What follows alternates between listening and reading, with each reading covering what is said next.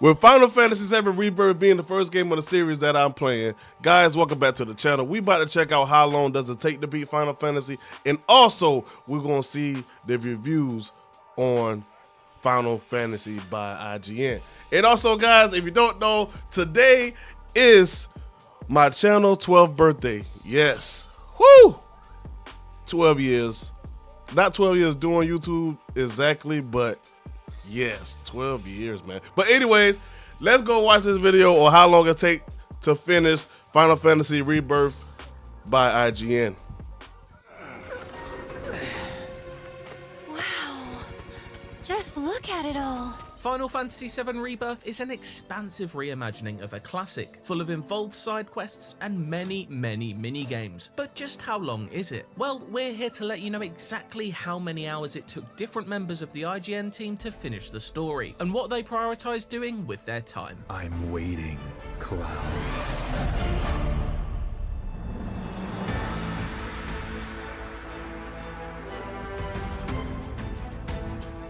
It took me just over 58 hours to reach the end of Final Fantasy VII Rebirth's story. I made sure to explore each of the game's many regions along my journey, but by no means in a completionist manner, with only around a quarter of the side activities finished. This included all of Tifa's optional quests, as I knew exactly who I wanted to spend an evening with at the Gold Saucer, so built up that bond. Oh, you knew exactly who you wanted to spend time with. The allure of Queen's Blood though, as I took every opportunity to sink time into the surprisingly deep card combat minigame whenever an opponent appeared. Not only is it a really fun deck builder, but also packs its own dark storyline that reveals itself the more you play. Overall, I felt like I hit a good balance between side and main activities on my playthrough, as the relationships I forged with each of Cloud's ever-growing party resulted in the story's big moments hitting even harder. I intend to go back to Junon, Cosmo Canyon and beyond soon, but only after giving my thumbs a few days rest from its fantastic yet frantic action.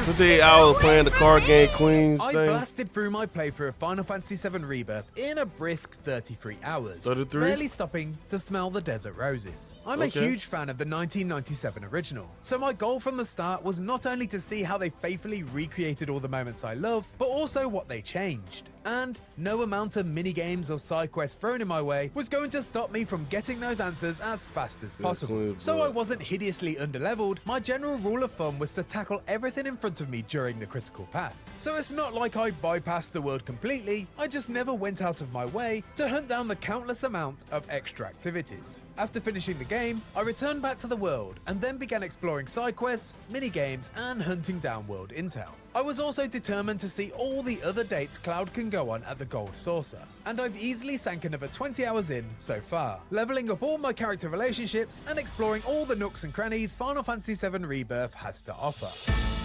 Okay, so it took him 33 hours Final to finish the Fantasy main. VII obsessive, I didn't just stop and smell the roses. I admired them up close, from afar, and pondered how I could puree them into artisanal ice cream. By the time I rolled credits on Rebirth, I had poured 89 hours and 28 minutes into the game. I was systematic about the whole thing. I'd clear out all the side quests of each respective town, followed by 100%ing each region. But clearing out each region was actually only a side effect of wanting to track down all the optional monster hunts and proto-relic side quests, because those are the coolest things in the game, apart from the whole story and all that. I also became obsessed with Queen's Blood, making sure to find and devour each and every player and challenge the game could throw at me. But despite my nearly 90 hours, I still didn't 100% the game. Later on in Rebirth, you unlock a collectibles museum that you can grind out minigames and I'm assuming Chadley's battle simulator missions to help fill out. But no way was I going to do that in playthrough 1. Maybe when I go back through on hard, but rest assured, I will be back for seconds. And maybe even thirds on PC, whenever that inevitably happens. Why come back now?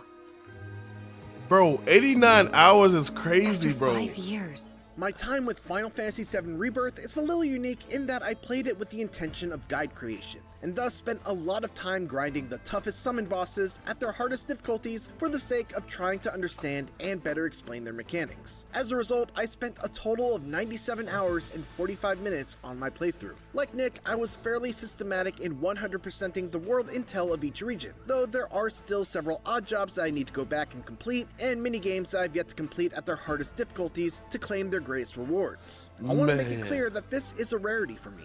I almost never spend time trying to 100% regions in an open world game, but I found that it was uniquely compelling in Rebirth thanks to the way it smartly ties its world intel activities to both memorable experiences and worthwhile rewards. I wanted to find the life springs so I could fight that region's unique and challenging enemy.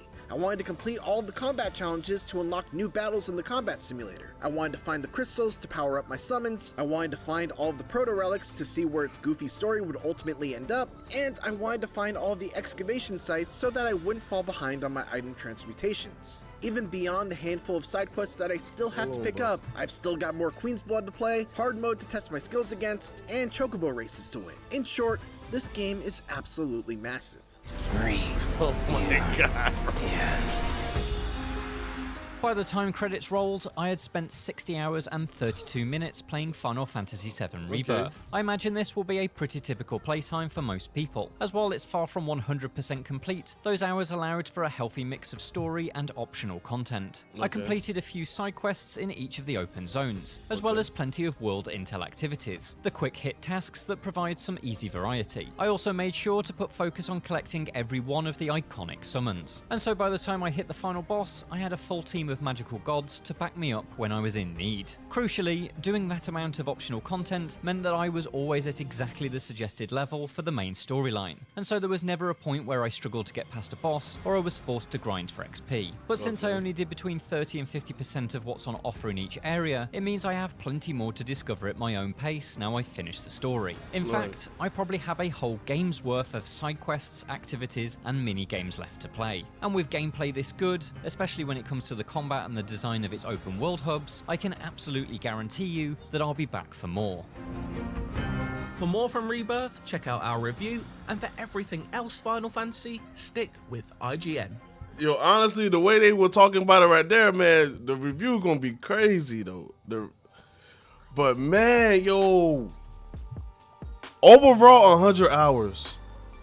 100 hours to finish this gameplay, bro. 100 hours. Matter of fact, they didn't even. Matter of fact, the dude that was at 97 hours, he said he still don't even have 100 complete. So I'm looking at 100, maybe about 120 hours to finish this game, guys. Bro, with Rise of the Ronin, and Dragon's Dogma 2. And Stellar Blade.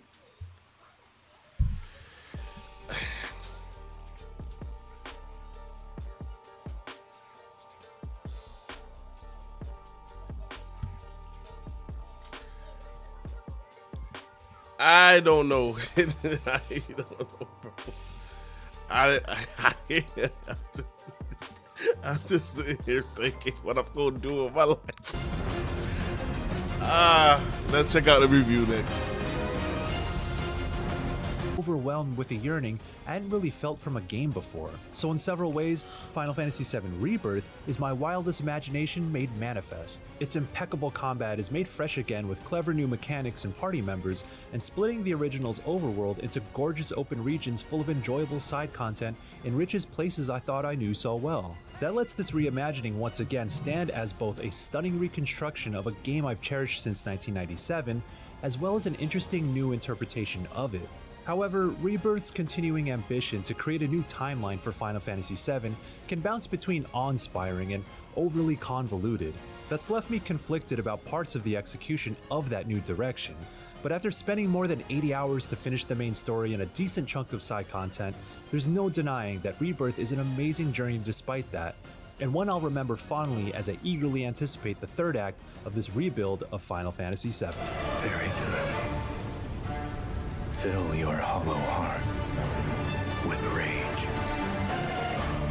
As soon as I stepped foot onto the grasslands, the first of 6 regions that make up Rebirth, I was stunned by its impressive scale.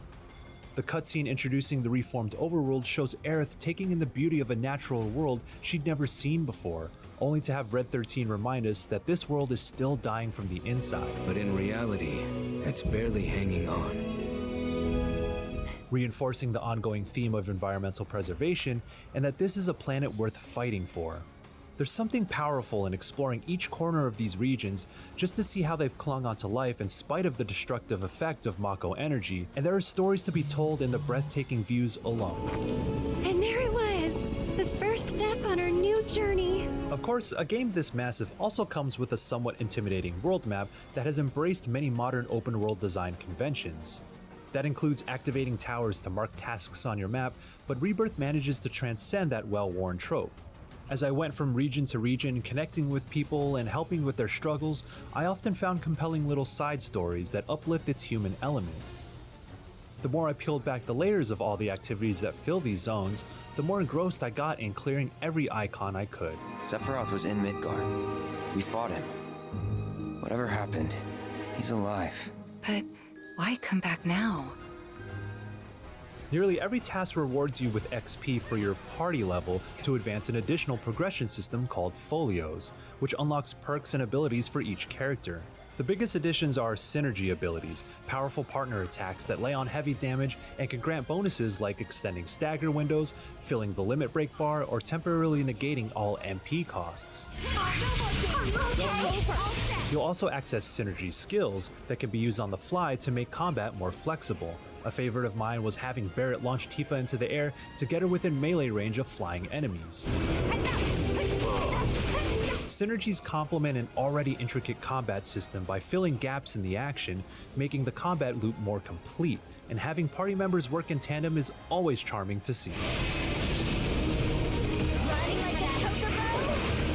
The returning pressure and stagger systems once again push you towards understanding combat on a deeper level, since stronger enemies won't go down through simple button mashing. Having the tactical foresight to orchestrate an offensive push that exploits an enemy's specific vulnerabilities and the skill necessary to execute it all is so rewarding, and the pressure of aggressive, unforgiving opponents really makes you work for those satisfying moments. Thanks so much for everything. While the returning cast all fight just as they did in Remake, new enemies and mechanics encourage you to bring out more in your party members.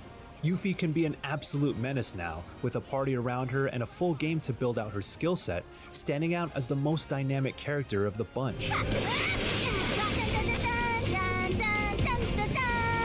The finally playable Red 13 can turn defense into offense with his vengeance so he stance and fast combos, so he finally and playable. destructive abilities like Stardust Ray can make short work of enemies. Constantly switching between characters and setting them up to play their parts offers both a constant variety in the moment-to-moment action and the satisfaction of playing the field general. However, at times there was a little dissonance between how your party functions and what the enemy is capable of doing. Certain foes zip around the battlefield at such high speeds that even the targeting system has trouble keeping up, and getting constantly knocked back or caught in multi-hit combos is an occasional annoyance. Thankfully, these brief moments of frustration never overshadow the soaring heights Rebirth's combat reaches. With enough practice, preparation, and wits, even the hardest battles are a thrill to conquer.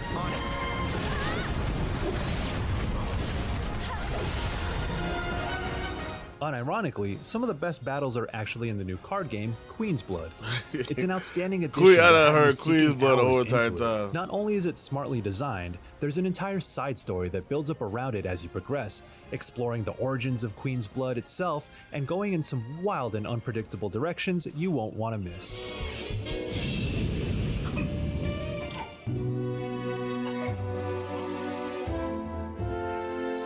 While the larger story Rebirth tells is a heart-wrenching and compelling one, it does take a while for it to initially come into focus. After opening with the hard-hitting flashback of the tragedy at Nibelheim, Cloud and Tifa's hometown, you'll spend a lot of time getting acquainted with the flow of the open regions and their many diversions, in between a handful of critical plot points. By front-loading a lot of those diversions and minigames, it can lose the thread of what Cloud and the gang were even supposed to be doing in the first place.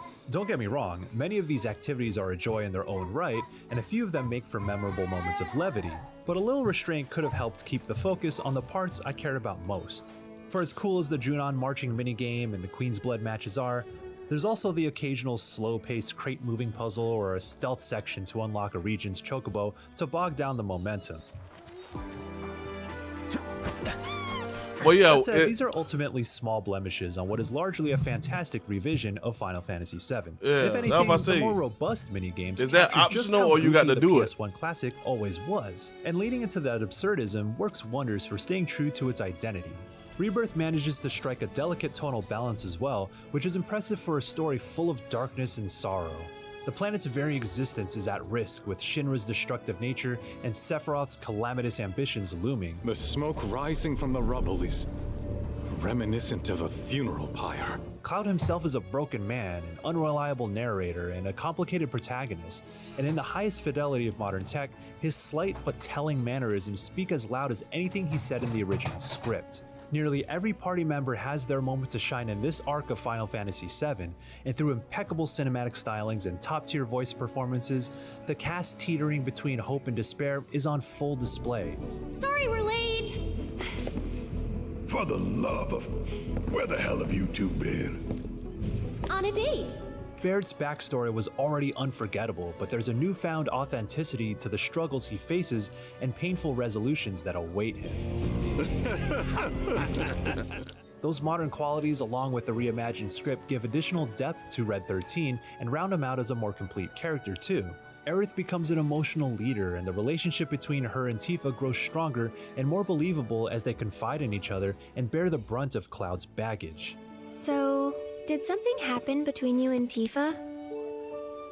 Rebirth is often cheesy in its writing and revels in its melodrama, but that's part of its charm. Inside the cloying displays of friendship and the theatrical pleas to protect the planet are undeniably genuine messages about how we carry ourselves in our own lives. That tone lets this particular brand of storytelling strike a chord as effectively as it does, elevating Rebirth above many of its contemporaries. We're taking off! What?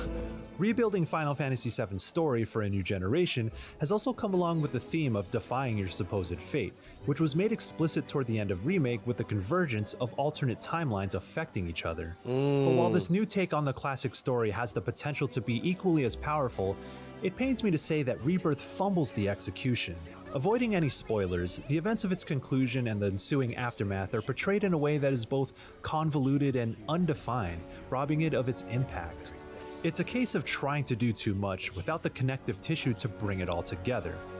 Cryptic messages and nuanced meanings can be well and good, but sometimes stories have to speak plainly about what is actually happening, and Rebirth does not when it needs to most. But even with the messy delivery of its conclusion, some of the new scenes surrounding that finale do offer sobering messages about grief, letting go, and the acceptance of life's eventual end. These quiet moments encourage a different kind of reflection that the original wasn't able to touch on. How we make sense of our lives and our place in a world full of tragedy is a complicated and messy endeavor that seems full of contradictions, and Rebirth makes that fittingly clear. So even though the new path these remakes are trying to forge is both fascinating and flawed, Final Fantasy VII's story once again manages to hold a poignant mirror up to our own world 27 years later. The life stream. It is the very essence of our Well, star. I guess he ain't giving him a 10. Coursing through its planetary veins. Final Fantasy VII Rebirth impressively builds off of what Remake set in motion as both a best-in-class action RPG full of exciting challenge and depth, and as an awe-inspiring recreation of a world that has meant so much to so many for so long. After 82 hours to finish the main story and complete a decent chunk of side quests and optional activities, there's still so much to be done, making this pivotal section of the original feel absolutely massive. Minigames, side quests, and other enticing diversions fill the spaces of its vast 82 hours, still sprawling got more to regions, do. painting a new and more vivid picture of these familiar locations. But more than just being filled with things to do, Rebirth is often a powerful representation of Final Fantasy VII's most memorable qualities. It does fumble the execution of its ending, getting caught up in the mess of its multiple twisting timelines, but new moments and the overarching journey manage to evoke a deeper sense of reflection in spite of that. So for as flawed as parts of how this classic has been reimagined might be, Rebirth still stands out as something both thrilling and unexpectedly impactful. I'll take it. Still alive. Miraculously. I'll take it, man. All right, got a 9 and 120 hours ahead of us, guys. Final Fantasy VII Rebirth is here. And it's going to be a long journey. But guys, if y'all haven't watched me play Final Fantasy VII Rebirth the demo. Make sure y'all check this video out right here. And I will see y'all guys in the next one. Peace.